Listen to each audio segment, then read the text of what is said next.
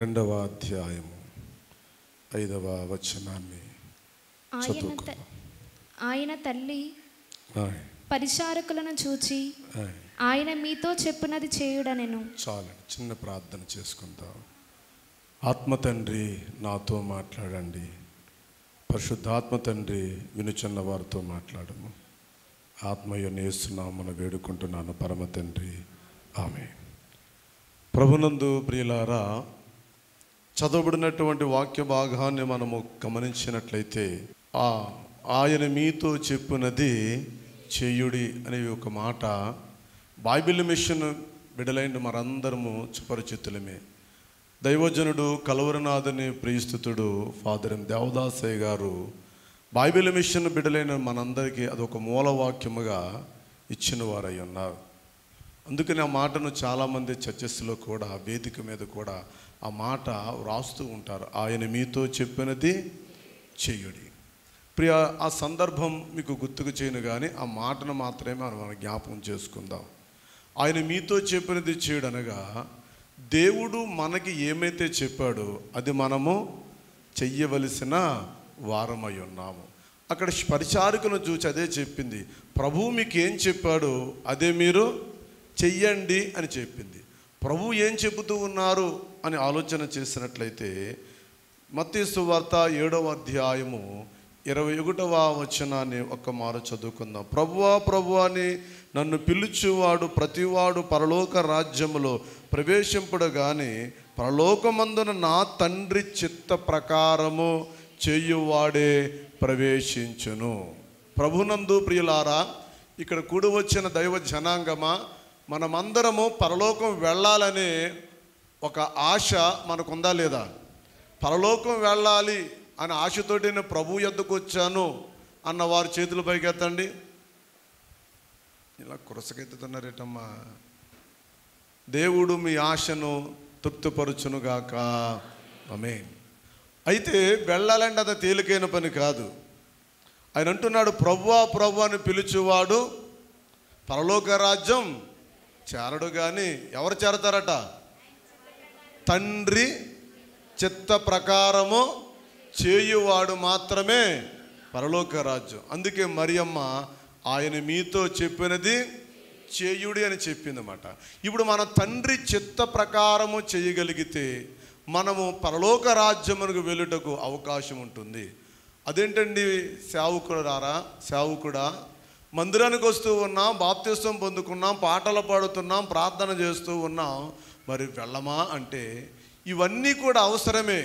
కానీ ఇవి చేసి తండ్రి చిత్తమేదో తెలుసుకోకుండా, తండ్రికి ఇష్టమేదో తెలుసుకోకుండా మనము జీవించేసి ఇదే భక్తి అని మనము ఉంటే గనుక పరలోక రాజ్యానికి చేరలేము.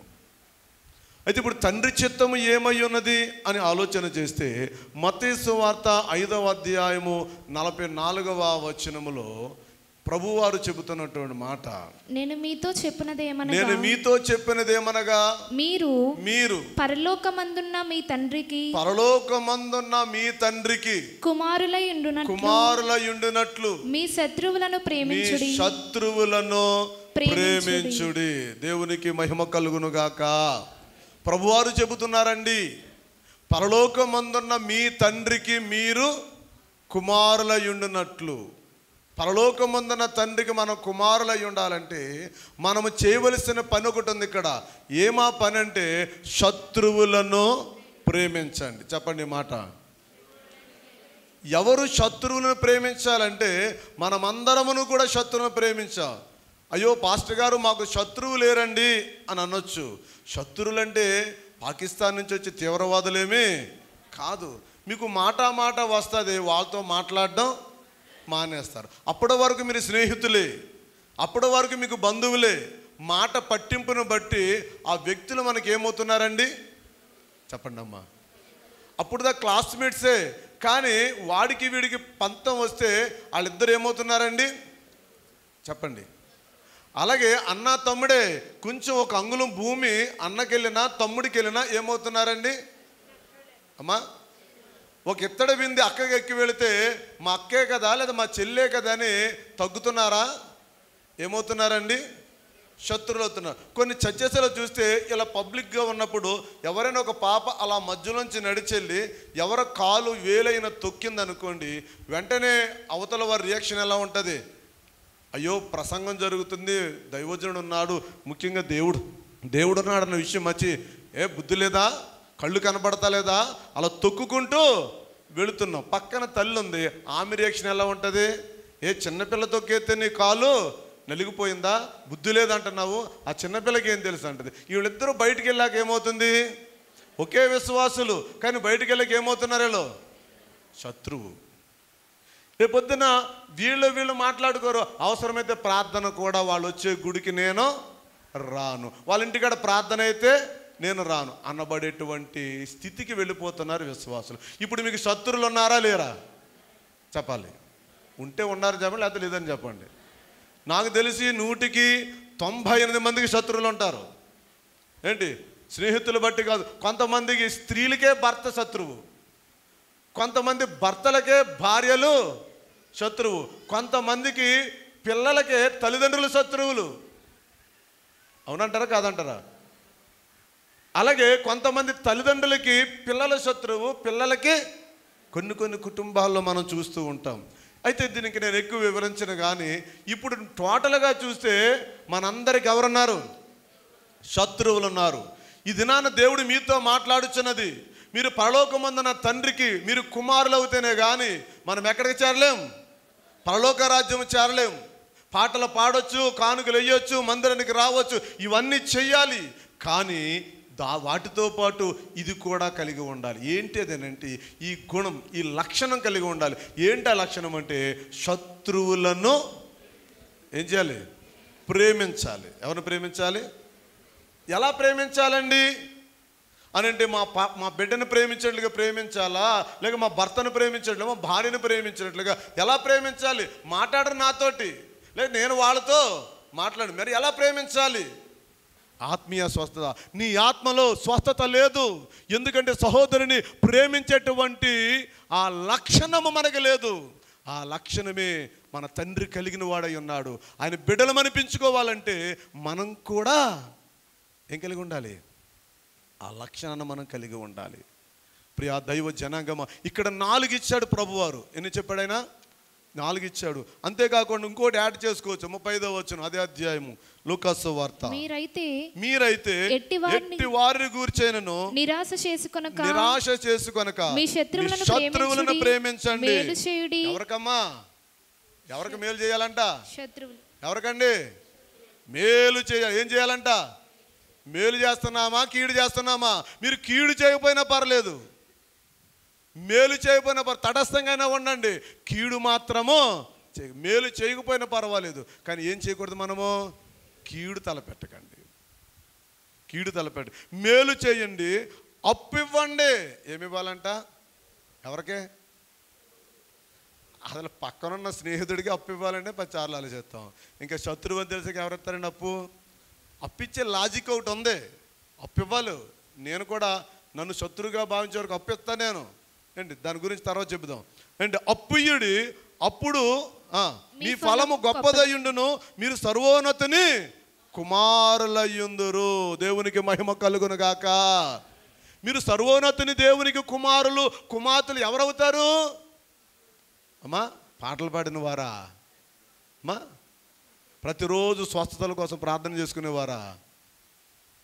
భౌతిక పరమైనటువంటి అంశాలు కాకుండా ఆత్మ సంబంధమైనటువంటి వాటి కోసము ప్రార్థన చేసుకొనిచ్చు ఆత్మ సంబంధమైన క్రియలను మనము చేయగలిగితే, ఎవరికైతే శత్రువును ప్రేమించే లక్షణం లేదో వారి ఆత్మీయ జీవితంలో పరిశుద్ధత లేనట్టే. ఎవరైతే ఆ శత్రువును ద్వేషిస్తూ ఉంటారో వారికి ఆత్మీయ జీవితంలో పరిశుద్ధత లేనట్టే. ఎవరైతే శత్రువును శపిస్తూ ఉంటారో వాళ్ళకి ఆత్మీయ జీవితంలో ఏమి లేదండి, పరిశుద్ధత లేనట్టే. ఎవరైతే శత్రువుని నాశనం కొడతాడో, ఆడు శత్రువు అని తెలిసి, ఆడ పక్కింట్లో కీడు జరని తెలిసి, అయ్యో విశ్వాసం అయ్యుండి కనీసం యేసు ప్రభువా వాళ్ళ కష్టాల్లో ఉన్నారని ఒక్క మాట కూడా ప్రభు పాదాల దగ్గర ప్రార్థన చేయరు. మీకేం లేదో తెలుసా? నాకు కూడా లేనట్టే. ఎవరికమ్మా? ఎవరికే మాట్లాడుతున్నామ్మా? నాకు లేదు.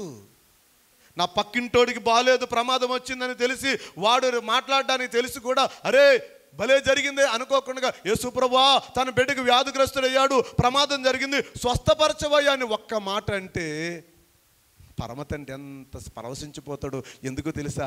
నీకు శత్రువు కానీ ఆ వ్యక్తి దేవునికి శత్రువు కాదు. ఎందుకో తెలుసా? మానవులందరూ దేవునికి వేరుగా ఉండొచ్చు కానీ దేవుడు మానవులకి అన్నడు వేరుగా లేడు. ఎందుకంటే వీళ్ళందరూ ఎవరి బిడ్డలు? ఒక అన్యుడు కావచ్చు, ఒక ఇండియా కావచ్చు, ఒక పాకిస్తాన్ కావచ్చు, ఒక ఆఫ్రికా కావచ్చు, ఎనీ కంట్రీస్లో ఉన్న ప్రతి మానవుడు కూడా ఎవరి బిడ్డలు?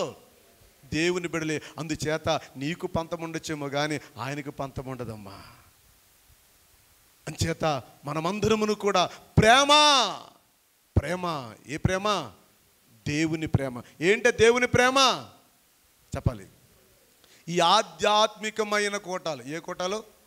ఆధ్యాత్మికమైన కోటాల్లో మీరు ఈరోజు ఈ లక్షణాన్ని మీరు కలిగి ఉండాలి. నేర్చుకుంటారా? నేర్చుకోరా? నా కోసం కాదు, మీరు పాతాళమునకు వెళ్ళకోకుండా, అగ్నిగుండము పాలు కాకోకుండా పరలోకం వెళ్ళాలంటే పని చేయండి.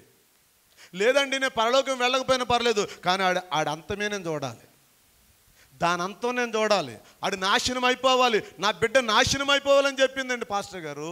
అందుచేత వాళ్ళ బిడ్డ నాశనం అవుతే నా కళ్ళారా చూస్తేనే కానీ నాకేం రాదు, ఏం రాదు, ఆనందం రాదు. అలాగైతే నువ్వు పరలోకానికి వెళ్ళలేవమ్మా. నువ్వు పరలోకం, ఆ సంఘం అలాంటిదండి, నువ్వు పరలోకం వెళ్ళలేవమ్మా. ఆ సంఘ సభ్యులు ఇలాంటి వాళ్ళండి, నువ్వు పరలోకం వెళ్ళలేవమ్మా. ఆ కులస్తులు ఎలాంటి వాళ్ళండి, నువ్వు పరలోకం వెళ్ళలేవమ్మా. నువ్వు కులాన్ని కానీ మతాన్ని కానీ సంఘాన్ని కానీ నువ్వు ద్వేషించకూడదు. దైవజనుడు ఫాదర్ ఎం దేవదాస గారు ఆ యొక్క ఇచ్చిన సిద్ధాంతాలు ఒకటి ఏంటది? ఏ మతమును కానీ ఏ మనిషిని కానీ దూషింపకూడదు. ఎక్కడి నుంచి వచ్చింది మాట దైవజనుడికి? ప్రభు చెప్పిన మాట ఇది. ఎవరు చెప్పిన మాట అండి? ప్రభు చెప్పిన మాట ఇది. మరి బైబిల్ విషయంలో ఉన్నటువంటి మనము, క్రీస్తు బిడ్డలను పెంచుకుంటున్న మనము ఎంతవరకు మనం దీన్ని ఫాలో చేయగలుగుతున్నామో నేటి దినాన్న మనం అందరం కూడా ఆలోచించవలసిన వారు. సరే, ఒక్క మాట చెబుతూ ఉన్నాను, ప్రేమించడం అంటే ఎలా ప్రేమించాలి మరి అది కూడా చెప్పాలి కదా మీకు. ఒక్కసారి చూడండి, ప్రేమిస్తున్నా లేదు మీకు అర్థమవుతూ ఉంటుంది వాక్యం నుంచి. సామెతల గ్రంథం 24వ అధ్యాయము 17వ వచనం. శత్రువుని ప్రేమిస్తున్నారు లేదు మీకు తెలుస్తుంది. సామెతలు 24:17. నీ శత్రువు పడినప్పుడు, మీ శత్రువు పడినప్పుడు సంతోషింపకము, సంతోషింపకము. వాడు తొట్టిల్లినప్పుడు నీవు మనసును ఉల్లసింపకు. అమ్మా, మన శత్రువుని ప్రేమించడం అంటే ఇక్కడ అర్థమవుతుంది మనకి. మీ శత్రువు ఎవరైనా పడిపోయారనుకోండి, అంటే జస్ట్ ఒక్క మాట చెప్తుందా, పడిపోవడానికి మీనింగ్లు చాలా ఉన్నాయి ఏంటి. ఆ పడిపోయాడు మీ ఎదురుగుండా పడిపోయాడు అనుకోండి, అప్పుడు మీరు ఏం చేయాలి? ఏం చేయాలి? మా భలే పడ్డది ఇది, నిన్న నన్ను అందే ఏంటి ఆధ్యాత్మిక కూటంలో అనుకున్నాను నేను, ప్రభా నన్ను అందరూ ఏడిపించేస్తున్నారు ప్రభా అన్నాను. ఇవాళ పడిపోయింది అది ఏంటి, గబగబా పక్కింటికి వెళ్ళిపోయి, చూసావా నేను నన్ను అంద కదా, నువ్వు విన్నావు కదా ఏంటి, ఇప్పుడు చూసావు ఏమైందో, దేవుడు ఊరుకుంటాడు అనుకుంటున్నావా? అన్నావంటే నువ్వు దేవుని బిడ్డ కాదు.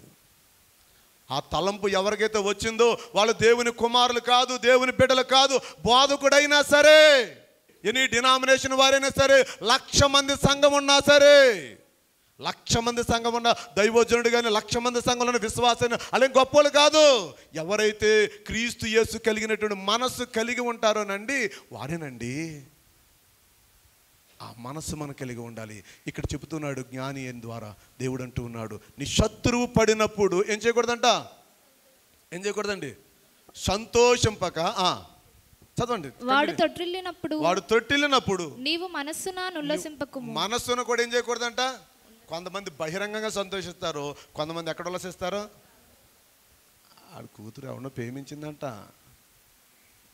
వాళ్ళ కొడుకు ఎవరినో తీసుకుని వెళ్ళిపోయాడంట, వాళ్ళ కోళ్ళు వెళ్ళిపోయిందండి తెల్లా. మరి ఏమనుకుంటున్నా, ఎంత ఆనందపడిపోతారో. ఎక్కడా వాళ్ళు ఎవరాళ్ళు ఆనందపడేవాళ్ళు?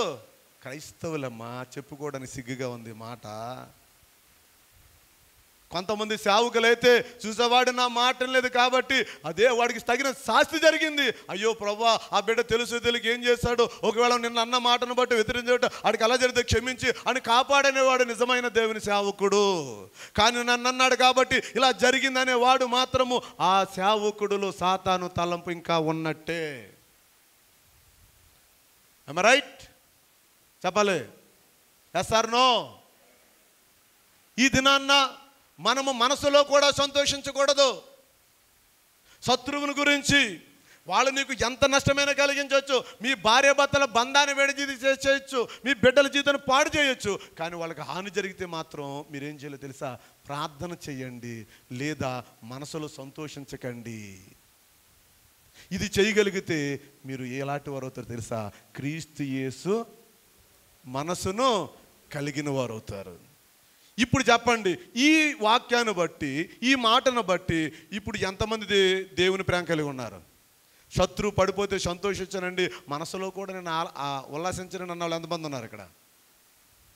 ఉంటే చెయ్యొత్తండి అమ్మా. నేను మిమ్మల్ని ఎప్పుడు గుర్తుపెట్టుకుంటాను. నేను మీ గురించి మొత్తం నేను ఇల్లుగడాలో చెప్తూ ఉంటాను నేను. ఎందుకంటే మాదిరి నవ్వడానికి కాదు, ఇది ట్రూత్. మాదిరి పలానా ఊర్లో పలానా విశ్వాసం ఉంది అని నేను మాదిరిగా మీ గురించి పల్లెలో, ఎందుకనంటే ఆయన ప్రతి ఒక్కరు విషయంలో అందరూ కూడా ఆయన సాక్షులుగా ఉండాలంటే ఒక్కరి చేత ఆయన మనం ప్రభావితం చేయబడాలి, ఇన్ఫ్లుయెన్స్ చేయబడాలంటే నువ్వు నడుచుకో, ఇతరులు నడిచేలాగా వారికి ఎలా ఉండాలి? మనం మాదిరిగా ఉండాలి, మాదిరిగా ఉండాలి అమ్మా. అంచేత ప్రభునందు ప్రియులారా, మన జీవితంలో మనమందరం కూడా శత్రువులను ఏం చేయాలంట?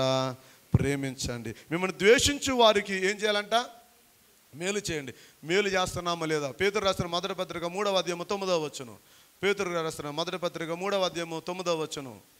ఆశీర్వాదమునకు మీరు వారసులుగా, ఆశీర్వాదమునకు వారసులవుటకు మీరు పిలువబడితిరి గనుక కీడుకు ప్రతి కీడును దూషణకు ప్రతి దూషణను చేయక దీవించండి. దేవునికి స్తోత్రం, హల్లెలూయా. అమ్మా, మనమందరం ఆశీర్వాదానికి ఏమయ్యామంట? ఏ ఆశీర్వాదం? స్వస్థతలు విడిచిపెట్టండి అమ్మా. స్వస్థతల ఆశీర్వాదాలు కాదు, ఏ ఆశీర్వాదం? పర సంబంధమైనటువంటి ఆశీర్వాదాలు, పరలోక సంబంధమైన ఆశీర్వాదాలు, పరలోక రాజ్యం చేరే ఆశీర్వాదాలకు వారసులు దేవుని కుమారులే. కుమారులు వారసులు అవుతారా? పక్కింటి వారసులు అవుతారా? కుమార్తెలు వారసులు అవుతారా? పక్కింటి వారసులు అవుతారా? వారసురాలు, వారసుడు. ఇంగ్లీష్ బైబిల్లో చిల్డ్రన్స్ అని ఉంటుంది. పిల్లలు, ఆడ కాదు మగ కాదు, ఏంటి అందరం ఒకటే. అంచేత చిల్డ్రన్స్గా మనం మారాలి. ఆశీర్వాదానికి మనం ఏం చేయబడ్డాం? వారసులుగా పిలువబడ్డాం. అయితే మనం కీడుకు దూషణకు, యేసు ప్రభు వారు దూషించిన వారిని బదులు దూషించలేదు, తిట్టిన వారిని బదులు తిట్టలేదు, కొట్టిన వారిని బదులు కొట్టలేదు. అది క్రీస్తు యేసు కలిగిన మనస్సు. ఈ దినాన్ని ఆధ్యాత్మిక సభకు వచ్చిన నా ప్రియమైన తండ్రులారా, తల్లులారా, చెల్లెమ్మలారా, మరొక్కసారి ముగింపు మాటలు చెబుతున్నాను, మీకు 2 చేతులు జోడిస్తున్నాను. మీరందరూ కూడా ఒక్కసారి ఆలోచించండి మీ ఆత్మచేత. ఇది నా దేవుడు మీతో మాట్లాడిన మాట. ఇది ఎంతవరకు రైట్? మీరు ఇంటికి వెళ్ళాక ఈ లేఖనాలను పరిశీలించి చూడండి. నువ్వు పరలోక రాజ్యం వెళ్ళాలమ్మా. ఇక్కడ పెద్ద మంటే ఇంతాను, పెద్ద మంటే ఇంతాను. ఇప్పుడు ఆ పొలాలతోటి నీవు 1-2 నిమిషాలు ఆ మంటలు ఎవరైనా ఉండగలరా? ఉంటారా? ఓ మంట ఇంతను ఉంటారా? ఒకవేళ మీరు ఉండగలిగితే మీరు మీ ఇష్టానుసారంగా ఉండొచ్చు. ఎందుకనంటే తట్టుకుంటారు నరకాన్ని. చూద్దాం. ఈ చిన్న మంట నువ్వు ఉండలేకపోతే ఆలోచించుకోండి, నిశ్చయించుకోండి, మీ మనసు మార్చుకోండి, మీ బ్రతుకు మార్చుకోండి. నేడే రక్షణ దినం. నువ్వు రక్షించబడ్డావు అనుకున్నావు, కానీ మీ మనసు మారలేదు. ప్రభు కావాల్సింది మనసు. నువ్వు మందిరానికి రావడం ఎంత ముఖ్యమో, బైబిల్ చదవడం ఎంత ముఖ్యమో, నువ్వు కానుకలు ఇవ్వడం ఎంత ముఖ్యమో, ఈ కార్యక్రమాలు ఏకీకరించడం ఎంత ముఖ్యమో అంతే ముఖ్యం మీ మనస్సు ప్రభు కావాల్సింది మనస్సు కావాలి. ఏం కావాలండి? మనసు కావాలి. ఆ మనసున్న దేవుడు మన కోసము మనిషిగా దిగి వచ్చాడు. మలినమైన ఈ మనిషి కోసం ఈ మనసును మళ్ళా దేవుడు శుద్ధి చేశాడమ్మా. అయితే మీ మనసు ఎలాగుంది? శత్రువుని ప్రేమిస్తున్నారా లేదా? మిమ్మల్ని ద్వేషించు వారిని మీరు ఏం చేస్తున్నారు? ఆశీర్వాదాలకు వారసులుగా పిలువబడ్డారు. అయితే ఆశీర్వాదాలు కావాలి, పర సంబంధమైనవి కావాలండి. మనం ఏం చేయగలుగుతున్నాం? పేతురు రాసిన మొదటి పత్రిక 2:23 త్వరగా. ఆయన ఆయన దూషించబడి బదులు దూషింపలేదు. ఆయన శ్రమ పెట్టబడి బెదిరింపక న్యాయముగా తీర్పు తీర్చు దేవునికి తన్ను తాను అప్పగించుకొనెను. అంచేత ప్రభు ఎలాగనైతే దూషించగా ఇవన్నీ చేశాడు. ఇప్పుడు మనం దేవుని బిడ్డలమైతే గనక మనమందరం కూడా ఏం చేయాలి? అలాగునే ఉండాలి వద్దా? దేవుడు మీ అందరికి దయచేయును గాక. ఆమేన్.